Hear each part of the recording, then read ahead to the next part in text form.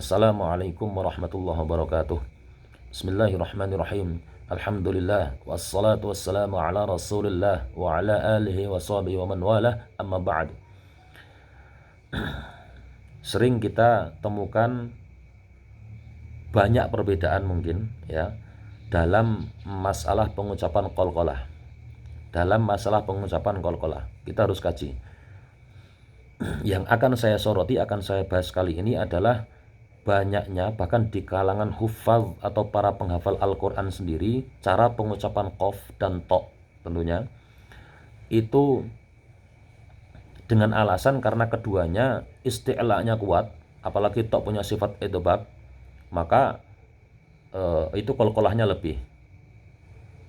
Nah, akhirnya cara pengucapannya begini, yang saya tangkap ya dari banyak orang seperti ini. Maaf, qo, qi, tu, to, ti, tu. Bahkan dalam mereka mengajarkan, sebagian dari saudara-saudara kita mengatakan harus dicekluk kayak kalau kata Jawa. Ada qo, sensasi qalqalahnya. Nah, sekarang kita coba, saya ingin mengajak Anda membahas ini. Apakah pengucapan seperti ini benar-benar sudah menetapi batasan-batasan atau syarat-syarat sebagaimana disebutkan oleh kitab-kitab Mu'tabarah.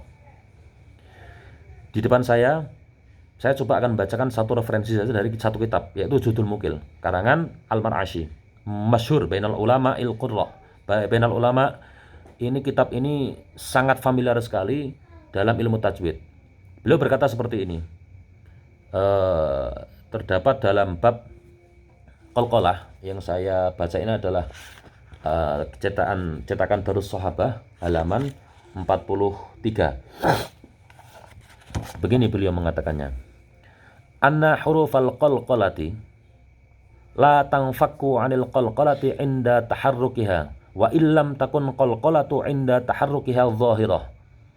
Anna hurufal qalqalah, sesungguhnya huruf-huruf qalqalah ini la tanfaku 'anil qalqalah. Memang qalqalahnya tidak bisa hilang atau tidak bisa dicerabutkan inda taharrukiha, pada saat dia berharokat, baik fathah, kasrah atau dhammah.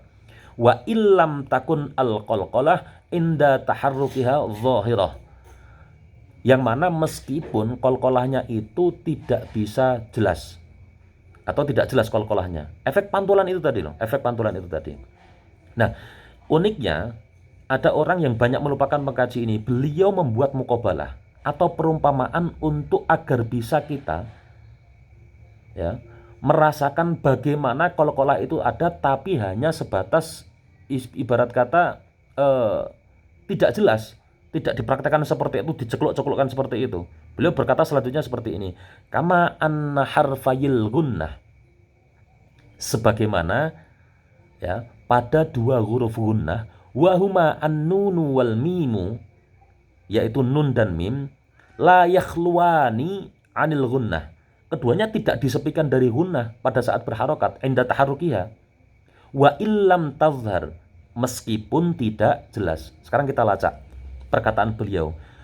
Huruf-huruf qalqalah itu tidak bisa dihilangkan ke qalqalahannya pada saat dia berharokat. Poin pertama.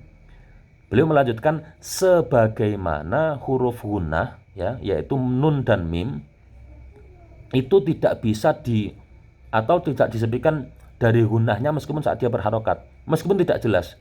Kita lacak, kita ucapkan nun dan mim yang hidup. Na, ma, na, ma. Kalau Anda peka, Anda bisa merasakan apa yang diisyarahkan oleh mu'alif Judul Mukil ini. Ada sensasi dengungan, ada sensasi gunnahnya di khayshum pada saat mengucapkan nun dan mim yang hidup. Na, ma. Bisa difahami ya? Nah, berarti status qalqalah pada saat hidup, seandainya ikut pendapat yang memang qalqalah itu tetap ada pada saat dia berharokat, caranya begitu. Tetap ada sensasi, tapi tidak jelas. Oh, ada sensasi terpantulannya di situ ada. Ti, u, to juga sama. To, ti, tu. Justru kalau ini pengucapannya to, ti, tu, terus to, ti, tu, ini masuk ke dalam ranah takalluf, terlalu berlebihan. Dan ini sangat tidak elok untuk dipraktekkan dalam membaca Al-Quran. Saya mengajak kepada Anda semua, ayo kita kaji. Ayo kita kaji. Ini pendapat yang pertama. Jadi ada khilaf bainal ulama.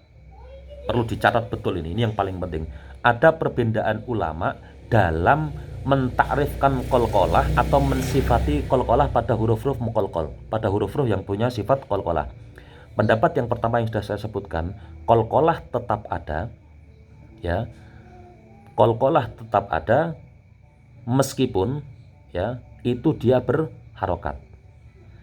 Tapi tidak jelas sebagaimana masih adanya atharul gunnah. Gunnah tidak bisa dihilangkan pada nun dan mim yang hidup meskipun tidak jelas. Anda bisa membayangkan kalau qalqalah diperlakukan seperti itu pada saat berharokat masih nyeklok. Kenapa gunnah tidak begitu? Iyyaka na'budu atau ya ihdinas siratal mustaqim, kan salah. Ini maksud saya. Coba kita angan-angan ya. Itu pendapat yang pertama. Pendapat yang kedua memutlakan bahwasanya qalqalah itu fi halati sukun faqat. Terlepas qalqalah itu pada hanya saat dia berharokat sukun atau tidak berharokat, pada saat dia sukun. Dua pendapat ini oke. Ini hanya masalah bagaimana status qalqalah pada huruf muqalqal pada saat dia hidup dan pada saat dia mati, atau bagaimana penempatannya. Ini khilaf. Tapi seandainya pun panjenengan menggunakan pendapat yang mengatakan qalqalah itu tetap tidak bisa tercerabut pada saat dia berharokat, ingat ada batasannya. Bahkan secara jelas beliau memberikan satu muqabalah, memberikan satu perbandingan, yaitu kama anna harfayil gunnah wa huma an-nunu wal mimu la yakhluwani. Keduanya tidak disepikan dari gunnah inda taharruk pada saat dia berharokat. Wa illam tazhar, meskipun tidak jelas. Rasakan coba, apakah sah jika kemudian kita mengucapkan iyyaka na'budu? Enggak begitu. Pada saat kita mengucapkan iyyaka na'budu, nah ada efek di khaysumnya. Ini yang namanya masih ada aslul gunnahnya fi harfayil gunnah. Masih ada aslul gunnah, masih ada hukum gunnahnya, masih ada hukum dengungannya pada huruf nun dan mim. Wa illam tazhar, meskipun tidak jelas pada saat berharokat, maka itulah yang dibuat ukuran. Beliau membandingkan qalqalah itu juga seperti itu. Artinya di sini clear sebenarnya, mau pendapat mana saja tetap ada batasannya. Saya bukan dalam kapasitas untuk kalau yang mengatakan qalqalah tetap ada pada saat hidup itu salah, kalau yang mengatakan qalqalah hanya pada sukun itu salah. Nggak bisa seperti itu dong. Siapalah saya kapasitasnya. Hanya coba kita sedikit detail, kita sedikit kritis mengkolaborasikan apa maksud dari keduanya dan bagaimana prakteknya. Ternyata keduanya sama. Tidak ada satupun dari para ulama yang mengedepankan atau yang mempraktekkan cara pengucapan huruf qalqalah inda taharruk pada saat berharokat seperti itu. Tidak ada. Itu terlalu berlebihan. Apa yang saya sampaikan ini adalah berdasarkan kefahaman saya dan hasil mengaji saya, berguru saya kepada Al-Maghfur lahu Mbah Kiai Maftuh bin Bastul Birri Lirboyo. Tentunya manusia bisa salah, bisa juga benar, tapi inilah yang saya pahami. Wallahu a'lam bishawab. Wallahu muwaffiq ila aqwamit thoriq. Wassalamualaikum warahmatullahi wabarakatuh.